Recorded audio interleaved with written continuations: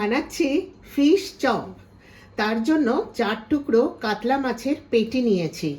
Binder হিসাবে আলু, cornflour আর কিছু মশলা, লবণ, হলুদ, আদা, রসুন, লঙ্কা গুঁড়ো, লেবু, টমেটো, পেঁয়াজ কুচি, জিরে গুঁড়ো, ধনে গুঁড়ো আর চিলি ফ্লেক্স। এই ফিশ চপ বানানো যারা যারা দেখছেন সবাইকে আমার আন্তরিক শুভেচ্ছা আর ভালোবাসা। চপ বানানোটা তাহলে শুরু করছি। ফিশ চপ বানাতে প্রথমেই যেটা করব, এই 4 টুকরো পেটিকে সেদ্ধ করে নেব, সঙ্গে লবণ আর অল্প হলুদ দিয়ে। আলুটাকে আমি সেদ্ধ করে নিয়েছি। সেদ্ধ করার পর কাঁটা ছাড়িয়ে নেব। লবণ আর হলুদ দিয়ে মাছের পেটিটাকে সেদ্ধ করে নিয়েছি। এবারে আমি কাঁটাগুলোকে ছাড়িয়ে ফেলব। এই যে লম্বা লম্বা কাঁটাগুলো আছে বা যত কাঁটা আছে সমস্ত কাঁটা এইভাবে আস্তে আস্তে সবগুলোকে ছাড়িয়ে নেব। সমস্ত কাঁটাগুলো ছাড়িয়ে ফেলেছি। এই যে কোনো কাঁটা নেই আর।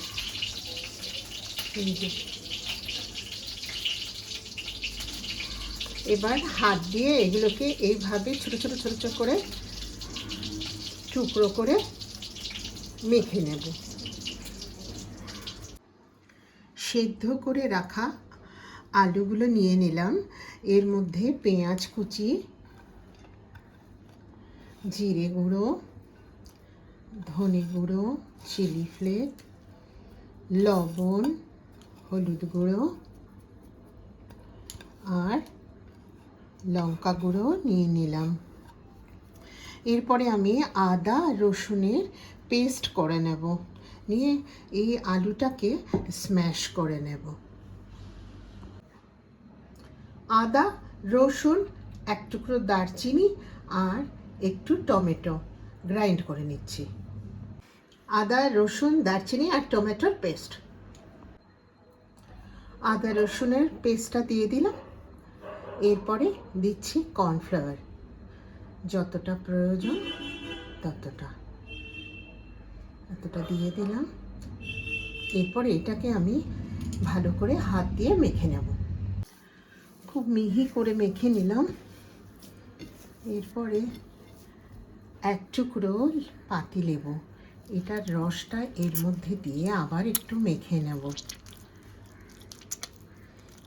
যেরকম পরিমাণ আলু মাখায় ততটাই লেবুর রস দিলাম।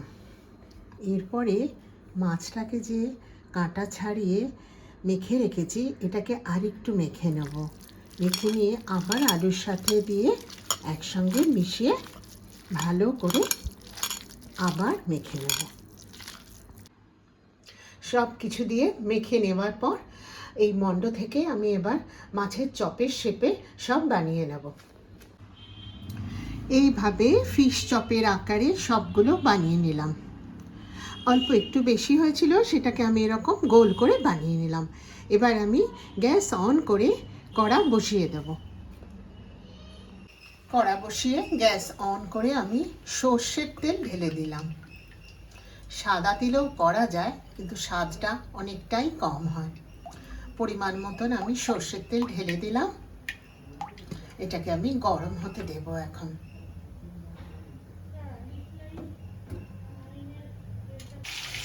তেলটা ভালো মতন গরম হয়ে গেছে।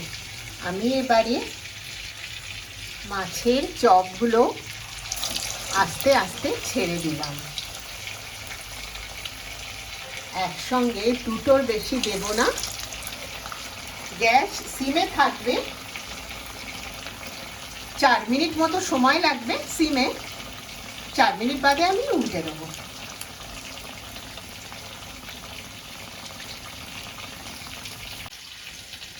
চার মিনিট বাদে এইবারে সুন্দর ভাজা হয়ে গেছে। আমি আস্তে করে সাবধানে উল্টে দিলাম। আবারও 3 থেকে 4 মিনিটে অপেক্ষা করব। গ্যাস সিমে থাকবে, তাহলে এই চপটা রেডি হয়ে যাবে। দুদিকে ভাজা হয়ে গেছে।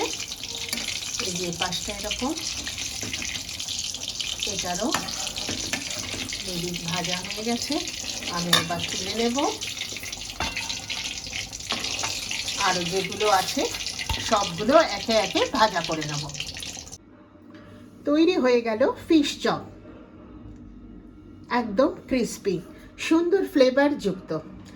রেসিপি যদি ভালো লাগে লাইক দেবেন, শেয়ার করে দেবেন, সাবস্ক্রাইব করে দেবেন। আবার আসছি এর থেকেও আকর্ষণীয় কোনো রেসিপি নিয়ে।